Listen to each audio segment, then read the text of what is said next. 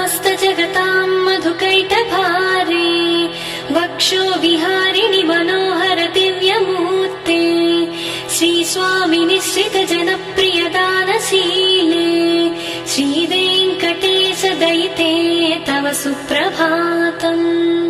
तव सुप्रभातमरविन्दलोचने भवतु प्रसन्नमुखचन्द्रमण्डले गिरिशङ्करेन्द्रवनिताभिरर्चिते वृषशैलनाथ दयिते दयानिधे। अत्र्यादिसप्तर्षयः समुपास्य सन्ध्याम् आकाशसिन्धुकमलानि मनोहराणि आदाय पादयुगमर्चयितुम् प्रपन्नाः शेषाद्रिशेखर विभो तव